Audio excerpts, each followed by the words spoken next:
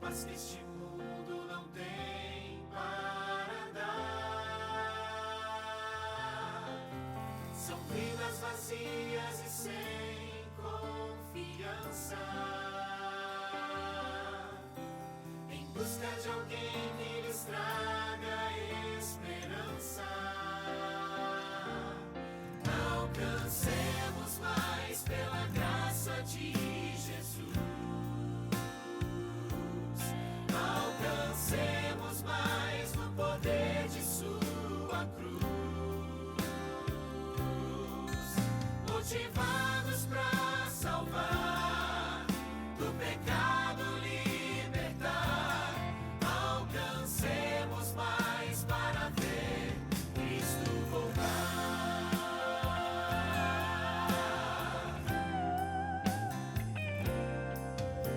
Há muitas famílias que estão destruídas,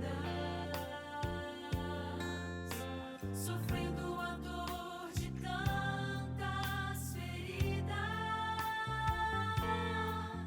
Vamos hoje pregar o evangelho do amor, que nos livra do mal no poder do Senhor. Alcancemos mais pela graça de Jesus. Alcancemos mais no poder de sua cruz. Motivados para salvar, do pecado libertar. Alcancemos mais para ver Cristo voltar. Alcancemos mais pela graça de Jesus. Alcancemos mais no poder de sua cruz. Motivados para salvar, do pecado libertar. Alcancemos mais para ver Cristo voltar. Alcancemos mais para ver Cristo voltar.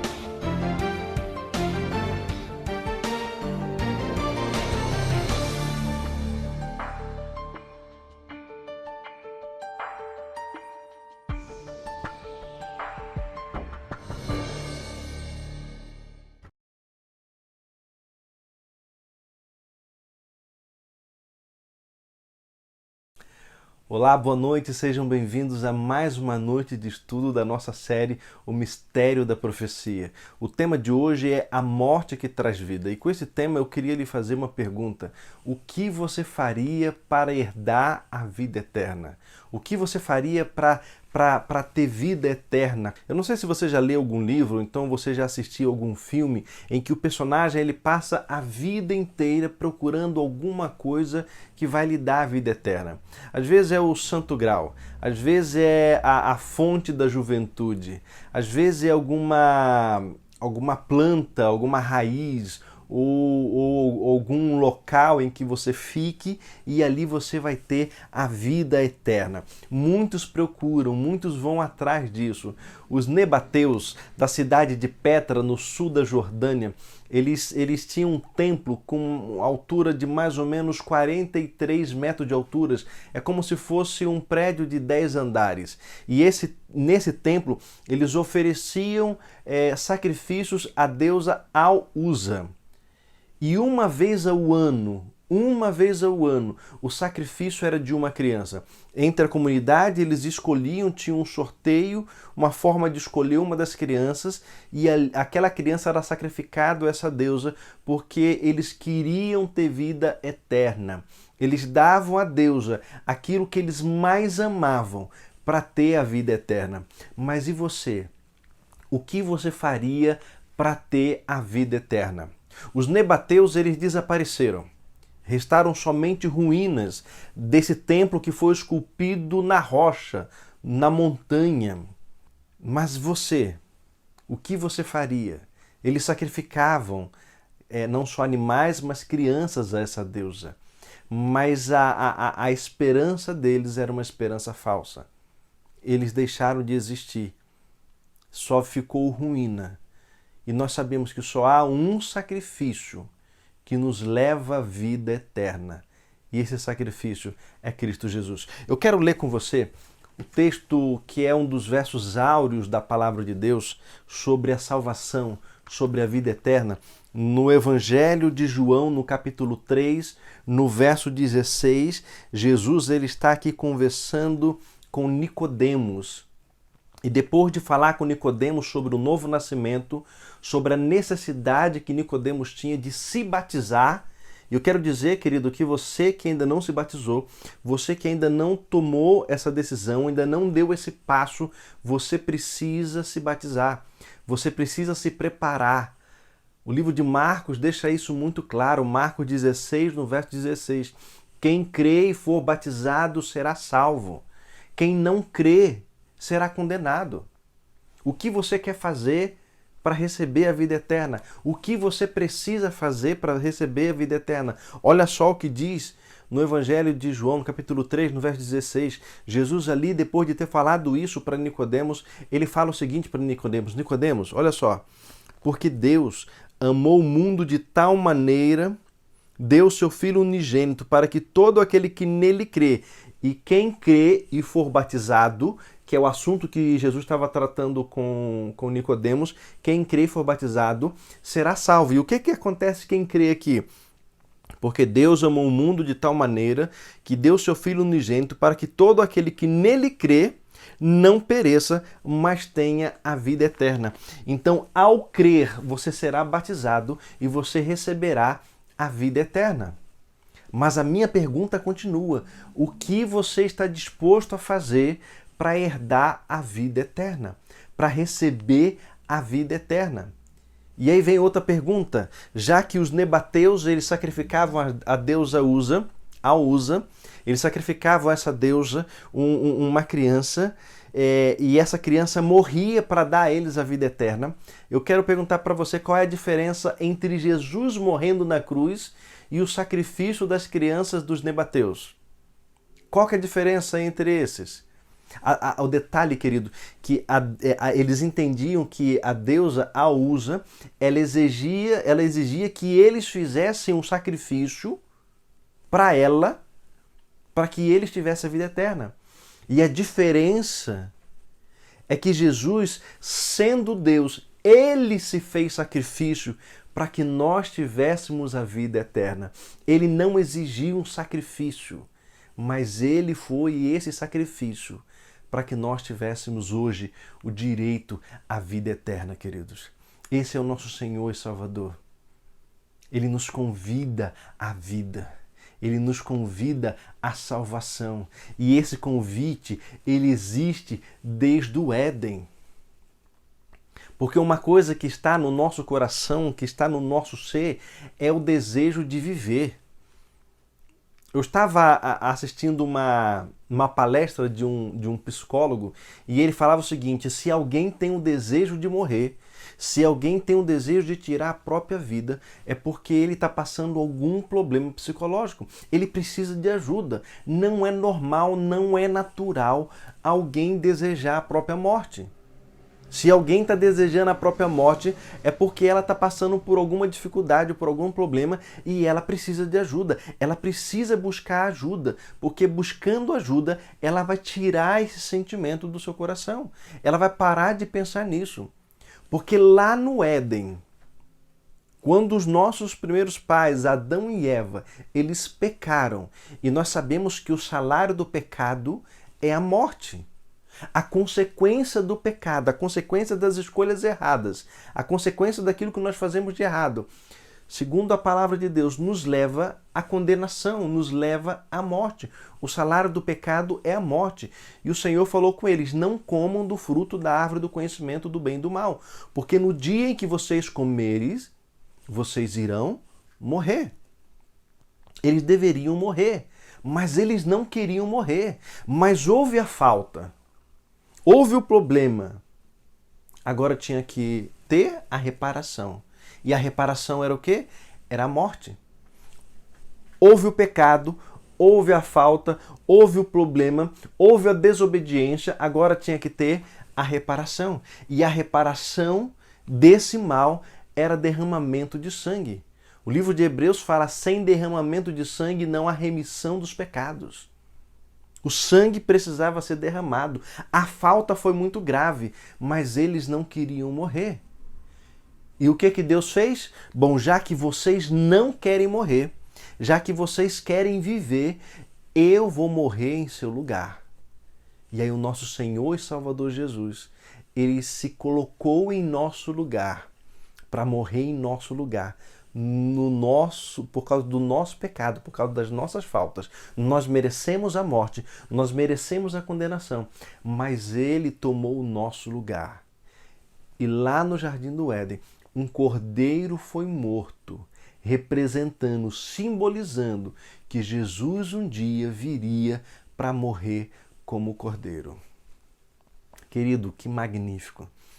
A salvação é pela graça. E a graça alcançou Adão e Eva lá no paraíso. Eles mereciam a morte, eles mereciam a condenação, mas foi oferecido a eles o perdão. Foi oferecido a ele o cordeiro. Deus, lá no Jardim do Éden, salvou Adão e Eva através da graça. Eles mereciam morrer, mas foi oferecido o perdão. E a história da salvação, ela se repetiu de tempo em tempo. Cada vez que um cordeiro era sacrificado no altar, oferecido ao Senhor, ali representava que um dia Jesus, o Cordeiro de Deus que tira o pecado do mundo, ele viria para nos trazer a salvação. Ele viria para se entregar por mim e por você. Porque, como eu disse, o salário do pecado é a morte, mas o dom gratuito de Deus é a vida eterna em Cristo Jesus. Querido, você quer ter vida eterna? A vida eterna somente em Cristo Jesus. Mas a pergunta ainda continua: o que você precisa fazer para herdar a vida eterna? O que você vai fazer? O que você precisa fazer para você ser salvo em Cristo Jesus? A história, ela foi recontada de tempo em tempo e chegou um momento em que Deus, ele tomou uma decisão de estar junto com o povo. No livro de Êxodo, no capítulo 25, no verso 8, diz assim: e me farão um santuário para que eu possa habitar no meio deles.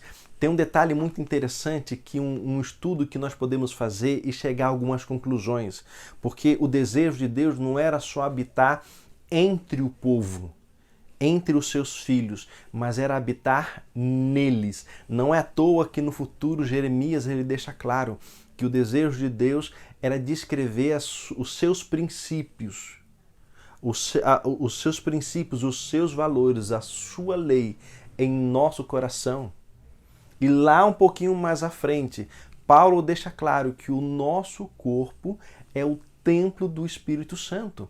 Ou seja, Deus, ele não quer habitar somente entre nós, mas ele quer habitar em nós. Deus, ele quer habitar em você, querido. Ele quer estar em você. E aí por isso que a gente sempre fala, né? Apocalipse capítulo 3, no verso 20. Eis que estou à porta e bato. Eu lembro quando eu era criança, na escolinha não sei se era do Jardim ou do Hall, lá em Queimados. Se você conhece a igreja de Queimados, quando você desce as escadas, à direita tem uma salinha bem baixinha, bem pequenininha. Ali que eu aprendi muita coisa. Depois nós fomos para umas salas maiores. E ali tinha um coração. E quando você abria, tinha Jesus representando esse texto. Eis que estou à porta e bato. A porta do nosso coração. Se você abrir, Jesus ele vai entrar.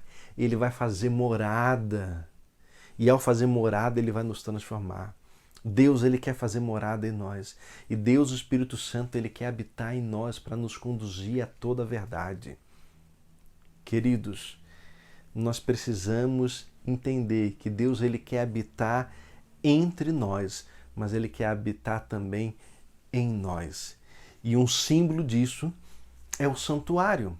E me farão um santuário para que eu habite entre eles, para que eu esteja entre eles. O desejo de Deus de estar pertinho de você. Mas pastor, eu fiz escolhas erradas, eu frequento lugares errados, eu faço coisas erradas. Não interessa, querido. O Senhor ele quer estar com você. Ele quer estar com você. A promessa dele foi essa. Eis que estou convosco todos os dias até a consumação do século. Ele quer estar com você. Ele quer fazer morada em você. Ele quer estar ao seu redor. Ele quer cuidar de você. Ele quer te amparar. E o santuário é um símbolo da salvação em Cristo Jesus. É como se fosse um mini plano da salvação. Na verdade, ele não é mini em nada, ele é imenso. Mas é como se fosse um pedacinho da história da salvação. O santuário. Tudo o que acontece ali representa o sacrifício que seria feito por Cristo Jesus. O santuário ele tem 2 compartimentos. Na verdade, ele é dividido em 2 partes. A parte externa e a parte interna. A parte externa era o pátio. Era o pátio externo, onde tinha ali o altar de sacrifício, tinha também a bacia de bronze, o altar de bronze, a bacia de bronze. Essa parte externa, esse pátio externo, ele era conhecido também como átrios. Não tem, às vezes, algumas músicas, alguns cantores que falam que eu vou entrar nos seus átrios, ou seja, eu vou chegar na tua presença, Senhor. Eu vou chegar na porta da tua casa. É isso que eles estão querendo dizer. Então, ali no pátio onde era feito o sacrifício, tinha ali o altar de sacrifício, tinha também a bacia e tinha ali, à frente ali, o tabernáculo, que também era chamado às vezes de tenda. Que essa tenda, esse tabernáculo também, ele tinha uma divisão em 2 partes. O lugar santo, primeiro compartimento, onde os sacerdotes entravam, e tinha o lugar santíssimo, que era o segundo compartimento separado por um véu, e quem entrava era só o sumo sacerdote uma vez por ano. Uma vez por ano, no dia do juízo, Yom Kippur. Uma vez por ano, eles entravam então nesse local para fazer expiação pelos pecados. Então, durante todo o ano, eles entravam somente no lugar santo, faziam os seus procedimentos e uma vez por ano, ali numa cerimônia muito especial, vinham 2 animais, um era escolhido, era preparado e que simbolizava Cristo Jesus, e esse animal ele era sacrificado, representando que um dia Jesus ia morrer pelos nossos pecados, e aí era feita agora expiação pelos pecados. Durante todo o ano, o pecado era passado para o cordeiro, que era passado para o santuário, para o sacerdote, para os santuários, e depois então, uma vez o ano, era feita expiação, e esses pecados eles eram eliminados, limpos, de maneira simbólica, representando que um dia Cristo Jesus ele iria fazer isso, ele iria purificar o santuário, ele iria purificar, então, nos purificar dos nossos pecados. Olha só como que era esse santuário. Tinha então, ali na entrada, onde está aquele cidadão, aquele sumo sacerdote ali, tinha então aquele véu, e aquele véu dava entrada para o primeiro compartimento. E nesse primeiro compartimento, que era chamado de lugar santo, à direita nós temos ali a mesa dos pães. E tinha 12 pães, que representava as 12 tribos, 6 de um lado e 6 do outro. À esquerda, nós temos ali o candelabro. Nós temos candelabro. E de frente, nós temos o altar de incenso. E esse altar de incenso é incrível, porque esse incenso ele ficava tanto no lugar santo, quanto ele passava para o lugar santíssimo. E no lugar santíssimo, que é o segundo compartimento ali, depois daquele véu de separação dos compartimentos, nós temos ali a Arca da Aliança, que é onde do lado de fora aí tem essa imagem maior de Jesus como nosso sumo sacerdote, tem ali os querubins em cima. Essa parte de cima ali, onde tem os querubins, é o propiciatório, e é onde Deus se manifesta, onde tem a manifestação da glória de Deus, onde Deus ele se manifesta. E essa manifestação de Deus, o nome que nós damos é Shekinah. Então a Shekinah é quando nós pedimos a Shekinah, quando nós falamos sobre a Shekinah, queremos a Shekinah na nossa vida, é a presença de Deus, é a manifestação de Deus. Então Deus ele se manifestava ali, naquele local, ali em cima da Arca da Aliança. E nessa Arca da Aliança tinha alguns elementos que representavam a aliança de Deus. Tinha ali um pouquinho do maná, tinha ali a vara de Arão que floresceu quando Deus ele deixou claro que Arão foi o escolhido dele e não os outros. E tinha também ali as tábuas dos 10 mandamentos. O povo de Deus ele tinha outras leis, só que essas leis ficavam escritas em livros, as leis civis e as leis cerimoniais, sobre as festas cerimoniais. Tinha algumas festas importantes e nessas festas importantes tinha alguns dias importantes nessas festas. E esses dias eram considerados dias sagrados. E eram considerados como dia sagrado, eram considerados como sábados. São chamados os sábados cerimoniais. E esses sábados cerimoniais, essas festas cerimoniais, esses rituais, eles foram até a cruz. Quando Jesus morreu, esses cerimoniais, esses sábados e essas festas, elas perderam o sentido, os sacrifícios, eles perderam o sentido na cruz do Calvário. Ou seja, toda a lei cerimonial, ou quase toda a lei cerimonial, porque ainda tinha o processo da expiação, mas a lei dos 10 mandamentos não. Ela tem o princípio do caráter de Deus. E o caráter de Deus, ele não muda. O caráter de Deus, ele não muda. Deus é eterno, Deus é bom. Assim como a sua lei é eterna, a sua lei é boa. E a lei de Deus, ela estava ali na Arca da Aliança. O ritual do santuário, ele representava Jesus, seu sacrifício e seu ministério. Através ali de cada elemento, de cada coisa que acontecia, não só as coisas que tinham ali no santuário, mas tudo o que acontecia ali no santuário representava o sacrifício de Cristo, o ministério de Cristo. Havia várias cerimônias que aconteciam ali no decorrer do ano. Tinham os sacrifícios diários, um pela manhã e um pela tarde. Tinham os sacrifícios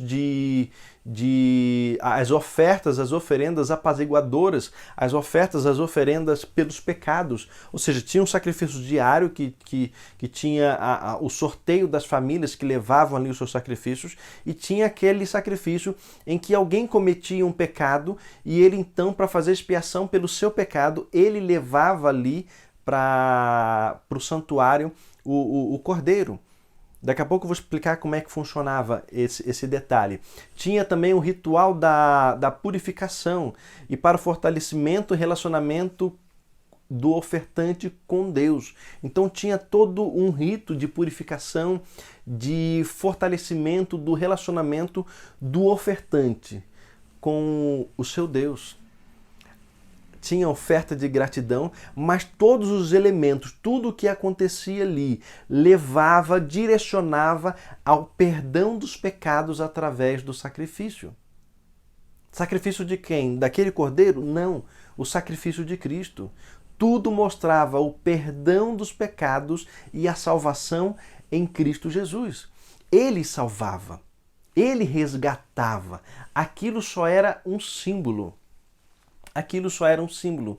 E como é que funcionava essa história de salvação? Como é que funcionava essa história do ofertante levar ali uma ovelha, um cordeiro? O pecador, ele ia ao santuário levando um cordeiro sem mancha, sem mácula, um cordeiro perfeito. Diante do sacerdote, então, ele põe as mãos sobre a cabeça do animal e ele confessa ali os seus pecados. E ao confessar os seus pecados, ele simbolicamente está transferindo o seu pecado para o cordeiro.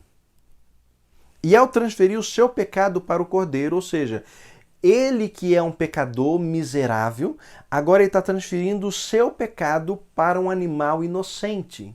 E agora um animal inocente vai morrer pela mão dele. Depois que ele confessa o pecado, ele simbolicamente transfere o pecado para o cordeiro. Agora ele vai ali e ele mola o animal, ele mata aquele animal e assim ele recebe o perdão dos pecados. Representa claramente: nós somos falhos, nós somos fracos e pecadores e nós escolhemos os pecados. Jesus, ele era perfeito e ele aceitou receber a nossa culpa, os nossos pecados e morrer em nosso lugar. É disso que se trata o santuário. O santuário se trata de salvação. O santuário se trata de entrega de um Deus que te ama, que me ama e que decidiu morrer por mim e por você.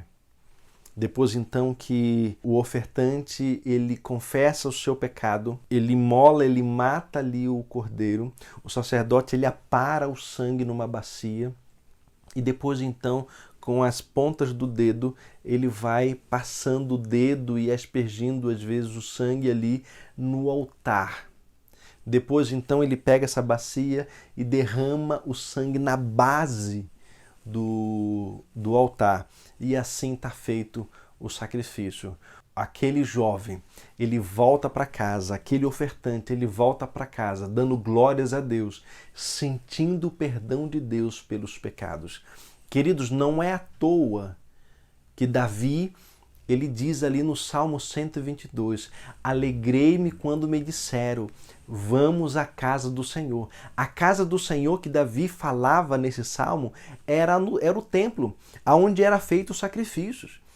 Por que ele se alegrava em ir ali? Porque toda vez que ele ia ali, o sacrifício era feito, o perdão era oferecido. Davi ele voltava daquele local renovado, com a sua vida transformada, com o perdão dos pecados. Eu quero te levar a Babilônia, quando Daniel ele estava ali em um momento, e a Bíblia fala que por 3 vezes ele ia no mesmo local fazer uma oração, e ele se virava para a direção de Jerusalém, e ali ele fazia oração 3 vezes ao dia, virado para Jerusalém, porque em Jerusalém estava o templo, e ele sabia que naqueles momentos poderia estar acontecendo um sacrifício, e toda vez que o sacrifício era feito, o perdão era oferecido, e naquelas orações ele falava com Deus, ele entregava a sua vida, ele reconhecia o seu estado de pecado, ele reconhecia os seus erros, as suas falhas, ele pedia perdão dos pecados. Quando Daniel ele se levantava perdoado em Cristo Jesus. O momento de oração de Daniel era um momento de entrega, de abrir o coração, de confessar os pecados. E ele levantava da oração transformado, perdoado em Cristo Jesus. Querido, use a oração para se entregar a Cristo. Use a oração para confessar os seus pecados. Use a oração para buscar o perdão. E o Senhor, Ele vai lhe encontrar. Ele vai lhe perdoar. Ele vai lhe salvar. Eu quero agora nos levar ao livro de Apocalipse, que nós encontramos o Cordeiro triunfante, não mais um Cristo sofredor, mas um Cristo vitorioso, glorificado, triunfante no livro de Apocalipse. Olha só, acompanhe comigo. No capítulo 1, no verso 5, ele nos ama e pelo seu sangue liberta dos pecados. No capítulo 5, no verso 6, é o Cordeiro que abre os livros do juízo e salva o seu povo. No capítulo 6, no verso 1, é o Cordeiro que abre os selos da história para salvar. No capítulo 7, no verso 14, ele é o Cordeiro que livra pelo seu sangue. No capítulo 13, no verso 8, Jesus é o Cordeiro que foi morto desde a fundação do mundo. Vocês entenderam essa parte? Jesus é o Cordeiro que foi morto desde a fundação do mundo. Ou seja, muito antes do homem pecar, Jesus já tinha escolhido morrer por mim e por você. Ele não foi pego de surpresa com o pecado, mas ele já tinha a solução. Ele já tinha escolhido. Eu vou morrer por eles. Se eles escolherem esse caminho, eu vou morrer por eles. O sacrifício já havia sido oferecido muito antes da fundação do mundo. Não é à toa que ali no Evangelho de João, ele fala: eis o Cordeiro de Deus que tira o pecado do mundo. Não é à toa. Mas eu perguntei para você, o que você vai fazer para herdar a vida eterna? E eu quero lhe falar agora os passos para receber a salvação. Acompanha comigo. Aceite e reconheça a realidade de que você é pecador e clame por Jesus. Confesse seus pecados a Deus. Peça perdão a quem você ofendeu e faça as reparações necessárias. Creia e aceite o perdão que Ele proveu por meio de Jesus. E louve a Deus e lhe agradeça ao sentir que paz e luz inundaram sua vida. Querido, você entendeu o que você precisa fazer para herdar a vida eterna? Você não precisa sacrificar um cordeiro. Você não precisa uma vez por ano sacrificar uma criança. Você simplesmente tem que aceitar Jesus como Senhor e Salvador. Reconhecer quem você é. Que você é falho, que você é fraco, que você é pecador. E que você precisa de um Salvador. Não interessa se você não faz isso ou não faz aquilo. Você tem a natureza pecaminosa e você precisa de um Salvador. Você precisa ser resgatado. Você precisa aceitá-lo como teu Senhor e teu pecador. Confesse os seus pecados. Peça perdão às pessoas a quem você ofendeu e busque a reparação. Não adianta só você pedir perdão e você não buscar a reparação. E creia que o perdão é oferecido e que Ele te aceita e que Ele te perdoa, e louve a Ele. O adore, porque Ele é digno de louvor e digno de adoração. Sabe o que você precisa fazer para herdar a vida eterna? Você precisa só aceitar Jesus. Mas pastor, é só isso? Sim. Sim. Só isso. Mas falaram que eu preciso parar de fazer isso? Pararam de falar que eu preciso parar de fazer aquilo outro? É só aceitar Jesus para ser salvo? É o que a Bíblia diz. É o que a Bíblia diz. Para ser salvo, você precisa aceitar Jesus como Senhor e Salvador. É Ele que te salva. Tá aí depois. Não, depois já é outra coisa. Depois não é você fazer para ser salvo. Depois é o resultado da tua salvação. Porque agora que você aceitou Jesus como Senhor e Salvador, agora que você crê no Senhor, e se você crê, você será batizado. Agora que você foi batizado, passou pelas águas, como é que vai ser? Aí você vai viver uma vida de novidade. Nós chamamos de novidade de vida. Você vai viver uma vida ao lado do Senhor. Você vai buscar fazer a vontade dele. Aí você vai deixar de fazer alguma coisa, aí você vai começar a mudar o seu procedimento, aí você vai começar a entender que você tem que viver para honrar e para adorar o Senhor, não para honrar e adorar você, os seus gostos, os seus desejos, a sua aparência, não. Você tem que tirar o foco de você e botar o foco em Cristo Jesus. Você tem que agora começar a viver uma novidade de vida. E aí você vai começar a produzir os frutos, não porque você tem alguma coisa para produzir, mas porque Cristo em você, Deus Espírito Santo, agindo na sua vida, você vai produzir o fruto do Espírito. Tudo isso é consequência, mas para ser salvo você só precisa aceitar. E todas as outras coisas são consequências de uma vida salva em Cristo Jesus. Querido, Cristo, Ele quer lhe salvar. Ele quer transformar você. Ele está estendendo a mão para que você o aceite. Porque Deus amou o mundo de tal maneira que deu o seu Filho unigênito para que todo aquele que nele crê, e se você crê, você será batizado. Todo aquele que nele crê não pereça, mas tenha vida eterna. O Senhor, Ele quer lhe dar a vida eterna. Eu não sei que escolhas você tem feito na sua vida, mas eu sei a escolha que o Senhor fez. Ele escolheu você. Mas pastor, eu sou um pecador, eu sou um miserável. Sim, Ele conhece tudo isso. Ele sabe tudo isso que você fez. Ele sabe as escolhas erradas que você fez. Ele sabe que a sua família está destruída.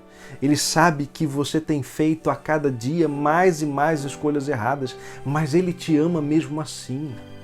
E do jeito que você está, um pecador miserável, com a família destruída, Ele te aceita.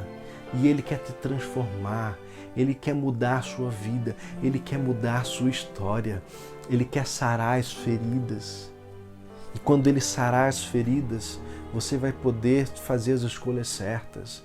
Ele quer transformar a sua vida. Ele quer restaurar o seu casamento. Ele quer restaurar o seu filho. Ele quer restaurar os seus princípios e os seus valores. Querido, não importa onde você foi e o que você fez. Eu tenho falado isso em todas as lives. Não importa onde você foi e o que você fez. O Senhor, Ele te aceita, Ele te ama e Ele quer você ao lado dEle. Ele quer que você passe a eternidade com Ele. Ele quer que você o escolha, você tenha liberdade hoje de aceitar Jesus como teu Salvador. Querido, não deixe para amanhã, porque o mesmo livro que fala que sem remissão de sangue não há perdão dos pecados, e o sangue já foi remido na cruz do Calvário. O Senhor lhe remiu os nossos pecados na cruz do Calvário. Mas é o mesmo livro que fala: se hoje ouvires a voz, não endureçais o coração. Hoje é dia de salvação, querido. Hoje é dia de você aceitá-lo em espírito e em verdade. Não deixe para amanhã, não deixe para depois. Hoje é dia de salvação. Hoje é dia de transformação.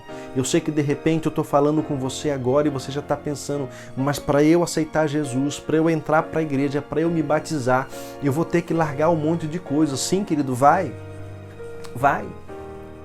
Você vai ter que largar um monte de coisa. Mas é um monte de coisa que está te afastando de Jesus. Então vale a pena largar. Mas pastor, eu vou ter que abandonar alguns amigos. Sim, vai. São amizades que estão te afastando de Deus.